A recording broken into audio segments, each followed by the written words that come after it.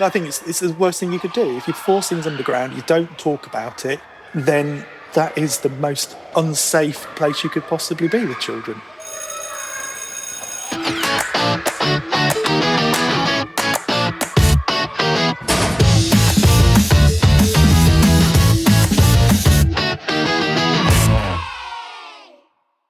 Hello and welcome once again to No Running in the Corridors, the rebel podcast that aims to rewrite the school rulebook, one regulation at a time. My name is Helen Mully, and joining me in my soundproof secret meeting room this week, ready to scrutinise the systems and query the status quo, I have two most excellent guests. Sarah Johnson is a former teacher and English lead who is now Senior Marketing Executive at Kapow Primary. Hello, Sarah. Hello, lovely to be here. Thanks for having me. Lovely to have you.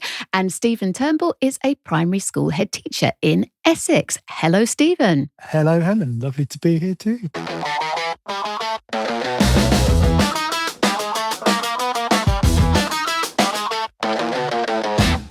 Okay, we've got an especially juicy rule to chew over today, but before I reveal exactly what it is, I do always like to get us started with a little bit of an icebreaker so we can perhaps begin to get the measure of each other a little and also, from my perspective, find out just how naughty our conversation is likely to get. So, Stephen and Sarah, I'm going to ask each of you in turn, and do feel free to be honest, this is a very safe space.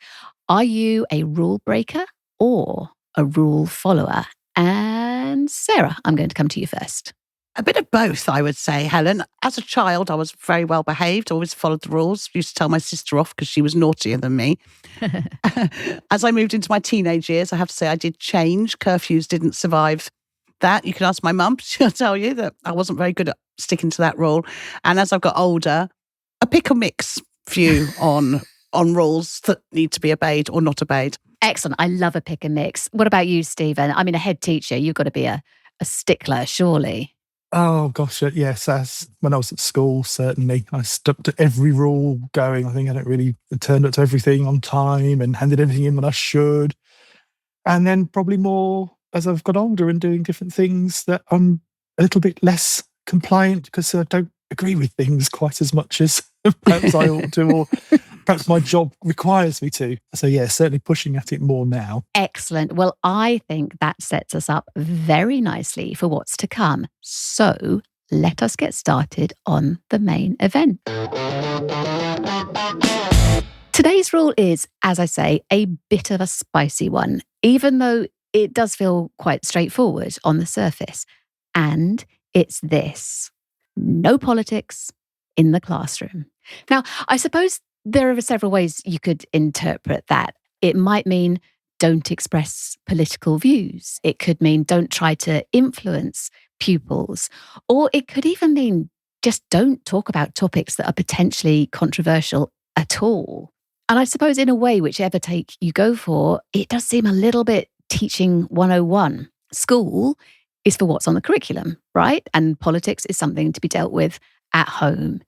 Keeping it out of the classroom protects pupils and teachers. But I think this might be one of those rules that sounds easy enough until you try to apply it. So, Sarah, I'm going to come back to you again and ask, is it as simple as that? No. Okay, that's sorted then. That's my answer. I'll be off. No, first of all, I think politics in the classroom as a rule it's not a written rule, is it? It's an assumed rule. It's something that we feel that we shouldn't talk about as teachers. But in practice, it comes up. I mean, I was always mainly a Key Stage 2 teacher, and children in Key Stage 2, especially today's children, they know what's going on in the world and they have an opinion. So yeah. So there are politics in the classroom. They don't have to be party politics, but there are definitely politics related to the world around them and what they see and hear, not just on the news, on social media, across TikTok, Instagram, whichever ones they're on. Whatever the young folk are on. Yes, whichever one it changes all the time. So yeah, politics will come up and they need to be addressed. They can't be ignored. And Stephen, from the head teacher's perspective, I mean, Sarah said it's not a written rule. I'm assuming that you can't draft a policy that says no politics in the classroom as such. I mean, how easy or realistic is it to try and keep what's happening in the world outside the classroom? Impossible. I would say it shouldn't be avoided, I don't think. I think that Okay. the children need to question and they need to understand and they need to be able to wonder what's going on. And I think there's a difference between influencing politically and being inquisitive about what happens to them, because politics is everything, isn't it? It's not just what parties campaign on or the rhetoric around there. They everything around them affects them, whether it's a hole in the road, what time the library's open, whether the buses are still running. It's everything. It's all their world, and they should be able to question that. And I think we should be encouraging them to question that. Otherwise, we end up with their only influence is, as Sarah's saying, a TikTok or whatever it is that they might be getting their information from. So if we don't allow a balanced argument, they will get whatever their algorithm throws at them. Yeah, that makes complete sense. I'm going to throw something else in here as well. What about staff room politics? That's got to stay out of the classroom, surely. What sort of way do you want staff room politics to stay out? What that's everywhere. That's all fun. I think, it's difficult, isn't it? Because when you say keep politics out of the classroom, I'd rather keep politicians out of the classroom. That would be much better, because it's the political influences on curriculum, isn't it? That's always, it's the ideology of the party that's there that dictates what your curriculum is, and that for me is a bigger concern than keeping politics or children questioning out. It's the influence the other way. That is a really good point about curriculum design, and I hope that that's something that we can delve back into a bit later on. I think, though, before we get dragged down a fascinating side alley, I think we should pause a little bit and maybe define our terms a little bit. Let's see if we can come to an agreement on what we mean by politics in this context. So let's talk a little bit more about what we mean by politics, and if there is some kind of actual red line we can identify that separates what is appropriate for the classroom and what isn't. Sarah, what do you think politics means in the context of this conversation? What are we talking about? Well, I think politics in the classroom are very different to politics sat with your family and friends. I don't think of politics in the classroom as talking about party politics. It's very much about talking about helping children to understand, as we've already said, the world around them. It's not about influencing children. It's guiding children to make their own decisions and to question. I think that's so important, that children learn to question what's happening. As Stephen said, politics is everything. So this is not a new thing. We do teach children to question. We ask them to question a book they're reading. We ask them to question a piece of art they're looking at. We ask them to question a piece of music they listen to. So this isn't a new skill we're teaching children. It's just being applied in a different way. So to me, politics in the classroom is talking about the things that matter to the children. It's talking about the things that matter to the community in which the children live. And it's also giving the different backgrounds and experiences that children have that they bring into the classroom an opportunity to be discussed and aired, and for each child to feel heard. Yeah, I think the point about children feeling heard is so important, because we can get so hung up on making sure that we impart all of that knowledge, that really, really important knowledge that we need to give them, that we can sometimes forget what they as individuals and members of their communities are bringing to the table. Stephen, do you think that you could say about any topic that it is 100% not suitable for the classroom? I think it's about political parties, but about giving views. I think questioning about parties should be perfectly okay. I think it's horribly tricky. It was a lot easier a few years ago. I was thinking, like back in the 2010 election, I was in the classroom and I had the three main party candidates came to be interviewed by children, by 10, 11-year-olds. And that was easy in a way, because there were only three candidates, apart from a local one who didn't want to come. And whether I agreed with their policies or not, it was easy to accommodate three very mainstream views. And to be fair, there wasn't a lot between them. I think the difficulty now is some of the rhetoric is much more divisive. And that worries me where we go with that, because I would find it very hard. I found it fairly easy when I was doing before. I could say this is what this political party are aiming to do because it was fairly straightforward. There was nothing too antagonistic. But when I'm talking about parties who are dividing communities, and if children were then asking, so well, what about me? What, do I belong here? Or should I have a vote? Or do my family belong here? That's a really difficult line then that I wouldn't want to cross. I couldn't do the same election learning we did back in 2010. I just couldn't do it. That is a really interesting point that I hadn't thought about, because I know also, as well as inviting local politicians in to be interviewed, a lot of schools run their own hustings, their own kind of mock election hustings in the run up to a general election as part of learning about that process. And do you have a five party set up for that these days? And oh my goodness, what does that look like? Would I feel comfortable having been to an education hustings at the last election, would I be comfortable putting a reform candidate in front of young children particularly? No, I really wouldn't. But then it's my view. And I know many of our parents would say, well, why wouldn't you? Exactly. So then the risk is that you avoid it, isn't it? You avoid doing it because you don't, I don't want them saying that. Yeah. And then you're back to no politics in the classroom, aren't you? Because it might challenge our own beliefs. It might bring things into the open that perhaps we don't want to examine. And that's an uncomfortable thought. I wonder if it depends a little bit on how the conversation starts. I mean, for example, if children are chatting to each other in the playground about something they've seen on the news, however that news comes to them these days, whether it's by social media or their older siblings talking or whatever, and then a teacher kind of gets wind of that conversation or sees something that it's probably worth digging into from an adult perspective, that's one thing, as opposed to a teacher out of the blue saying, right, this news event is happening, or this event is happening in our communities, let's talk about it. Sarah, do you think those are two different things? Do they require a different approach? I think they do require a different approach. I think as a teacher, you've not had a chance to plan. You've not had a chance to look into it yourself. So you need to be on the hoof a little bit, don't you? You need to have already thought about sort of generic maybe questions that you can ask in situations like that, so that you've always got them, so you can gently sort of coax children's thoughts out and coax the fact that there's other perspectives that children might need to take into consideration. The other side is a lesson that you have planned. So you possibly, I'm not in the classroom anymore, but there's been quite a lot of things politically that children, you possibly would want to talk about with your class, particularly upper end of Key Stage 2. And that's a different kettle of fish, because you can plan it. You can plan in the questions, you can plan in the resources you're going to look at. If you're going to look at a news resource, you can check that it's safe. So two completely different ways of approaching politics in the classroom.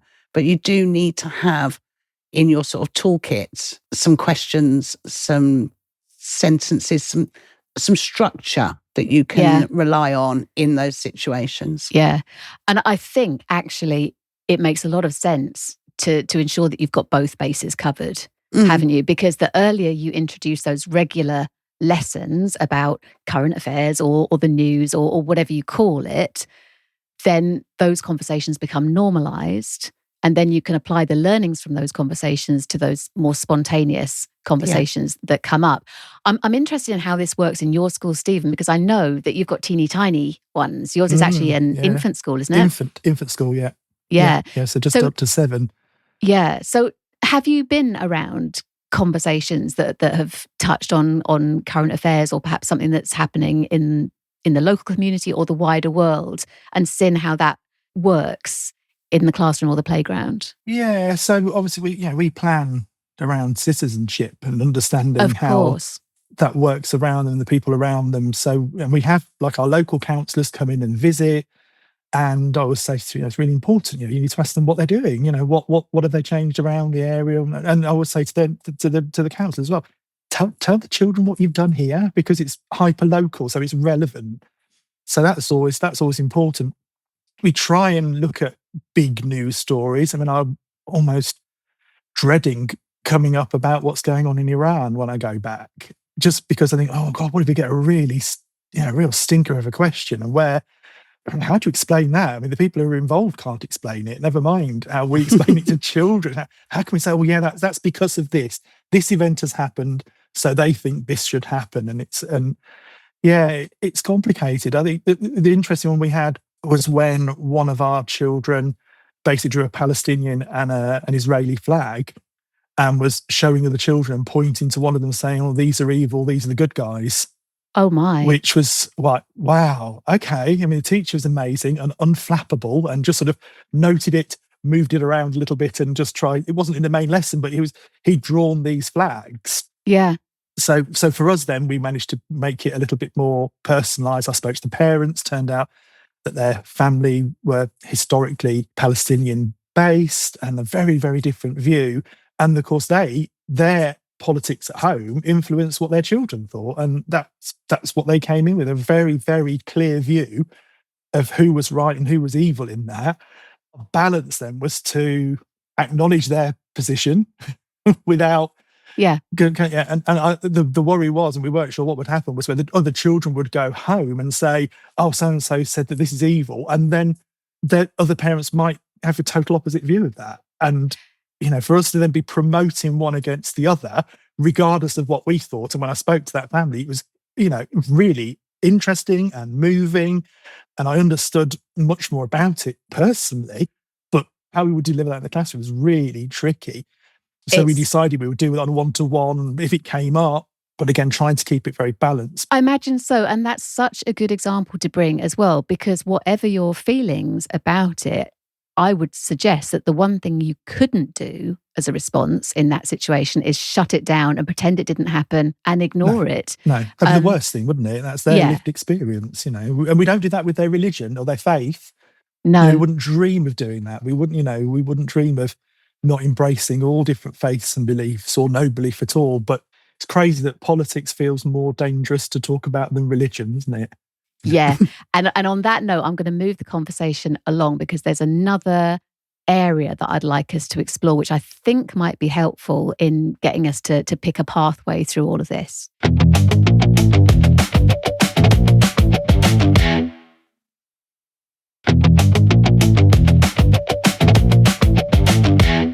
So I think we can all understand why teachers might be nervous, especially in today's environment. It's febrile, it can be divisive. As you say, Stephen, it's changed even in the past 4 or 5 years, let alone going back further than that. Not that there was some rosy, perfect past that we all want to go back to.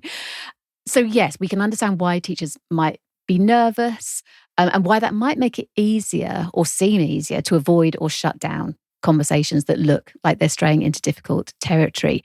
But I wonder if we're coming at this, in that case, from the wrong direction. And so I would like us to look at this through a different lens, and that is the lens of media literacy. Now, media literacy is something that is increasingly being talked about in society and at large, and in the context of schools specifically. In fact, it is mentioned in the Curriculum Review Committee's recent report and the government's response to that. Although the details are yet to be fine-tuned, something is going to happen with media literacy when the curriculum is revised. But what does media literacy actually mean? And Sarah, I know that this is a passion of yours, and so I am going to put you on the spot.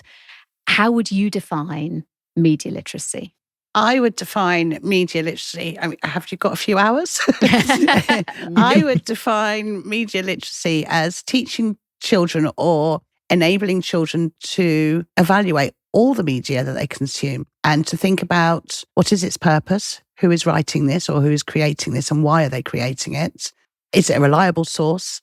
But also, I mean, I'm saying that we're thinking of children as the consumers, but also children today are the creators. So media literacy also has to take into account teaching children or encouraging children to create responsibly in a way that is safe and kind. Kindness always matters. So we need to enable children to be good consumers of media, but also good creators of media. I think is vitally important. Yes, and sharers, which is kind of the third point of the triangle, isn't it? Because that's something that is new. People have always shared information, but they have never been able to do it as quickly and as effortlessly and, unfortunately, as thoughtlessly as they do now. You think about how long a rumour used to take to spread. Yes. Yeah, children need to learn to stop and think, how is this going to affect somebody, or how is it going to affect myself if I share this? And is this something I want to be associated with? Because once it's shared and it comes back to you. Absolutely. And I do think that although it all sounds very modern and high tech and perhaps a little bit scary, I think those initial questions that you talked about, Sarah, the whole who wrote this, why did they write it, what do they want me to feel or think or do as a result of it? I think those are questions that teachers have been trying to get children to ask for as long as all time. Stephen, you're nodding your head. Is that something you recognise? Oh gosh, yeah. I mean, that's hugely important, because no one's curating this in a balanced way for anybody anymore, are they? No. So, I think when I was sort of secondary school age, the opinion makers would be the newspapers, and generally your family would buy a newspaper that fit with your family's way. Yeah. But if you did choose to listen or watch the news, there wasn't very much there. And what it was generally attempting to be quite balanced. And that's not the case anymore. And I think for children to think what they're consuming is really difficult. And I take your point, Sarah, about the creation of what they're doing, but they're not being modelled in anything they're consuming to do a balanced view.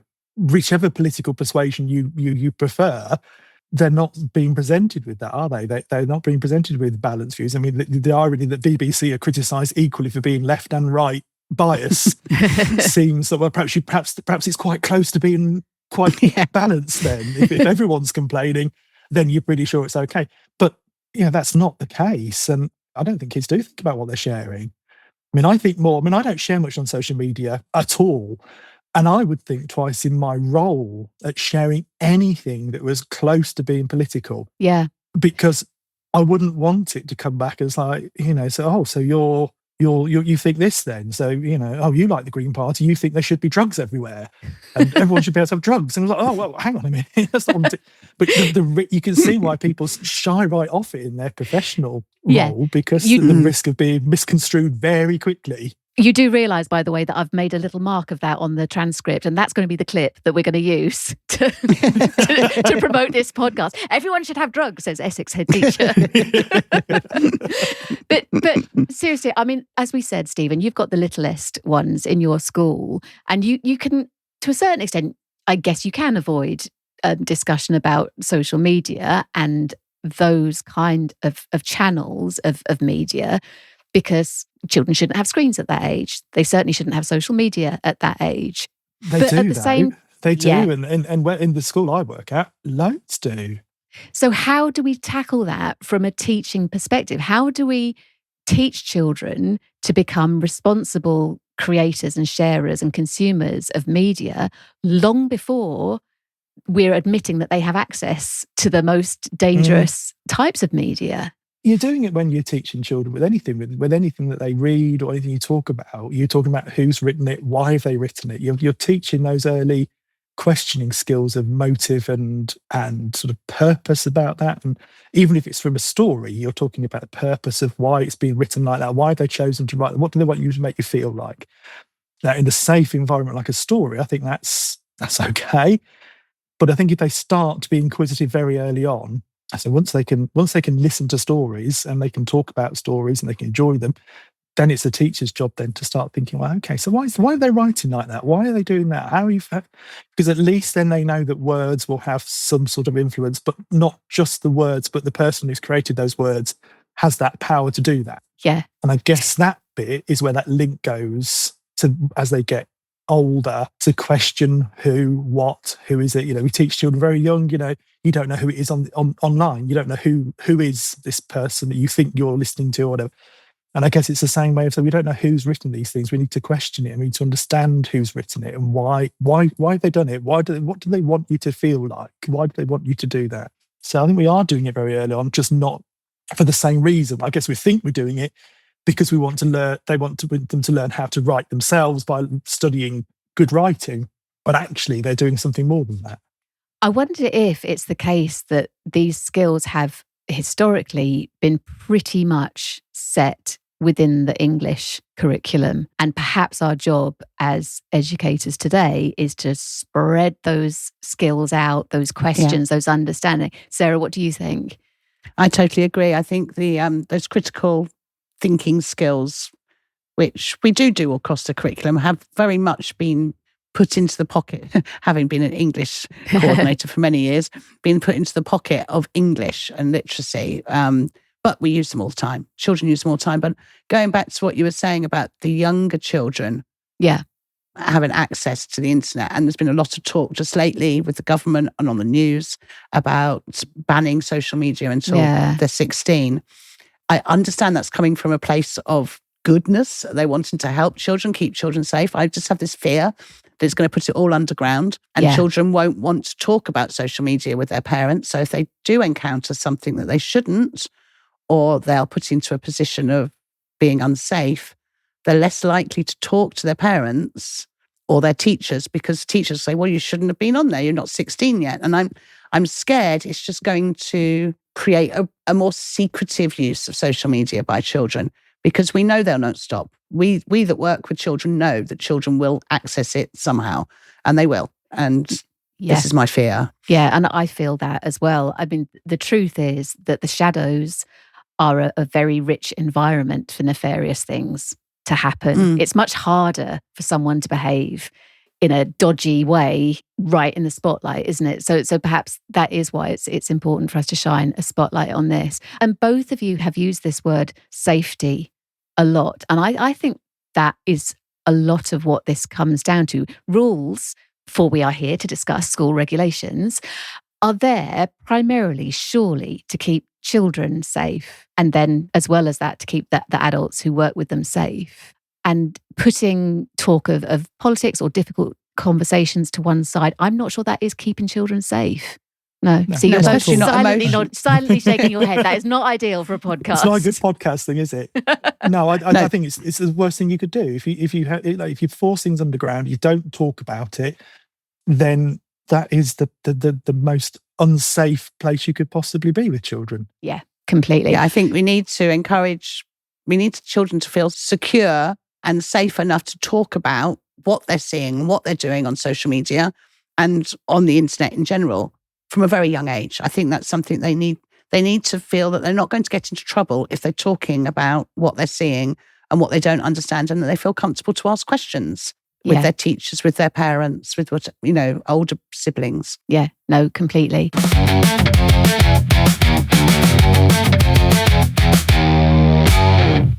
So, as I mentioned earlier, there is definite talk of media literacy being involved in the revised curriculum in some form or another when it finally has the details hashed out. And at the moment, it looks like it's going to sit largely within the citizenship curriculum, and that citizenship, which is currently not mandatory in primary schools, despite you dutifully making sure you deliver it, Stephen, it will become mandated at primary. So I'm going to ask you first, Stephen, whether you think that's a good idea, having some sort of formalised media literacy education right from the very earliest years through to secondary school.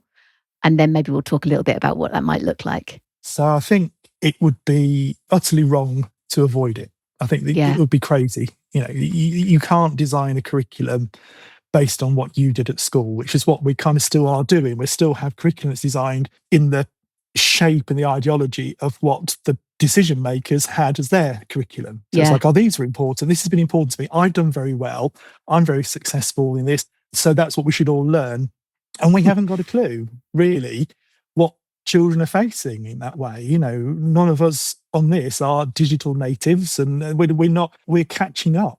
And every time we think we're catching up, something has gone further away from us. And I think we've got to teach it. We've got to make it an absolute compulsory part of the curriculum. My concern is it'll get written once and it won't get revised and changed because it'll be different.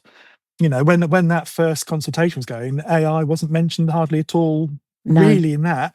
And now that part of potential misinformation is even more massive, and it will be more difficult tomorrow than it was today. And the genie's out of the bottle, isn't it? There's no way of it going back. So we've got to equip children to grow up into that, because otherwise they will just be surrounded with, very narrow, very kind of this idea, yes, echo chamber is the right phrase, where it just echoes what they've already looked at, even not even what they believe, but what they look at. If you're scrolling through Instagram and you stop on a couple of funny spaniels, that's all you see. So it doesn't even mean that I really want to look at that. It just happens that's where I've paused, or that's what. So I think it's racing away, and if we don't address it, children aren't being well equipped. I agree. Sarah, do you think that means we need to be thinking completely differently about curriculum planning in the first place? Because Stephen's absolutely right. They can rewrite the curriculum. They can do a beautiful 2028 media literacy curriculum, but it will be out of date by 2029. It'll probably be out of date by the second half of 2028. But yes, I think what we need to do is teach children the skills to be applied to whatever media we end up having in the future. They need to be able to, it's those, I've said it before, those critical thinking skills, those evaluation skills. We need to teach children to stop and think, to critically evaluate wherever they're getting their media from, whether it is TikTok or some super duper AI version that we'll have in the future. Yeah, to make it evergreen, make it last, it's got to be more about the skills rather than the actual thing itself, hasn't it? Yeah, exactly. So it doesn't matter what device we're talking about. It doesn't matter what platform or what software. It's about developing and retaining the skill of being an autonomous thinker. Because every advance that happens seems to be designed to make us think less, to move on more quickly with whatever is being dangled in front of us, to question less because we're being fed something that's quick and easy and superficially satisfying. And I realise that every generation since the beginning of time has said that the generation following them is suddenly being fed something that is superficial and unsatisfying, rock music and romance novels and whatever else over time. But it does feel really critical now. It's going an awful lot quicker, isn't it? That's the thing. Teachers, it's about teachers being equipped with those skills Sarah's talking about. And you can't say, oh, I don't know anything about AI, or I don't know about social media. Teachers can't do that any more than they can say, well, I don't know how to teach multiplication over 7 or whatever. They can't say that. You can't be ignorant of what's going on there, because everyone else will be using it anyway, and children will be using these things. And that you can't say, well, I don't know anything about TikTok. Really? Okay, well, you probably ought to at least know what it is and know what children might do there, even if it's not something that's a big part of your own world. Doesn't mean that we shouldn't understand about it. Yeah. And in that sense, I don't think it should be down to individual teachers and schools to work out what training and resources are required for that. I think whatever happens in the detail of a curriculum, I think what is most important is that planning is put in place for teachers to be able to get training and resources about media literacy that everyone can access, that are all to the same high standard and that are funded not from within existing budgets. I don't ask for much, but I don't think that's too outrageous. But what do you think? It's not expensive either. That's the truth. That's not an expensive ask. But that should be no more that should be no more a requirement than any other safeguarding training. Because it's just as dangerous in a different way. Yeah. Completely agree. So I think it should be just the same and become a mandatory thing, which is set very clearly from centrally agreed, but by experts, not by politicians who think they're playing to whichever gallery they're playing to. It needs to be by, we're not sick of experts, despite being told a few years ago, wasn't it? Actually, it is experts we need, and probably need kids involved in that somehow to understand what it is. And it's not about banning it, because like I say, if you ban it, they'll get there anyway. Everything that's ever been banned ever is always going to be available. So it's about acknowledging where it is and making it safe to talk about, and understanding where these trends are going, so we can address misinformation if it is misinformation, or get them to challenge an opinion if it's not your own. Yeah, it's so important that children, whatever the media is, wherever they're getting their information from, is one, that they are heard, and two, that they feel safe to be able to talk about it with a responsible adult in their lives. Because like you said, we've all been saying, The minute it's banned, they will not talk about it. They'll only talk about it with their friends, and therein lies the echo chamber again. Yeah. And schools are with certain exceptions, schools are the level playing field. They are the common ground. They are something that every child should have equitable access to. It's our one opportunity to get this right for pretty much everyone. Okay. I feel we could talk about this for a lot longer. I'm also really conscious that our time in the secret meeting room is coming to an end, and we really don't want to be caught here mid-debate when SLT arrives to talk about the new behaviour policy, because that is something we do not want to get pulled into. So I am going to ask you to give a verdict on today's rule, which, let us remind ourselves, is no politics in the classroom. Unwritten or not, I'm going to ask you each to say whether we should keep it as it is, ditch it completely, or give it a jolly good rewrite. Okay. And I am going to come to you first, Stephen. I would rewrite it from the beginning, I think. Absolutely, politics definitely in the classroom. That would be the complete opposite, just with those guardrails for staff, actually, as much as that, for them to feel safe enough and secure enough in what they're talking about. Yeah. And where the lines can get blurry with influence, and that would not be right. But I think it should be talked about all the time. All the time. Perfect. Sarah. I'm absolutely the same. It needs to be rewritten. No politics in the classroom, although it comes from a really good place and a good intention behind it. It's too blunt. It does not cover everything that needs to be covered. And I understand why people wouldn't want to do it, but with the right structure behind them and it written into proper curriculum design, politics should very much be in the classroom. Appropriate politics in the classroom. Yeah. Not written by politicians. Not written by politicians, written by experts and teachers and children. I think we have actually fixed this. This may be a first for this podcast and podcast generally, but I think we've fixed it, and I look forward to seeing this being implemented throughout. Sarah, Steve, I do want to thank you both so much for sharing your time, your expertise, and your experience today. It's been properly fascinating discussion. There are so many other avenues we could have explored, and maybe we will in later editions of the podcast. It's such an important conversation, and it's only going to get more so as time goes on, as far as I can see. And to everyone listening, thank you for being here too. I will be back soon with more guests and another rule to interrogate. And in the meantime, if there is a regulation that's been bothering you, do get in touch and let us know about it. The details are in the episode notes. I will be back soon. Until then, keep questioning, keep learning, and remember, no running in the corridors.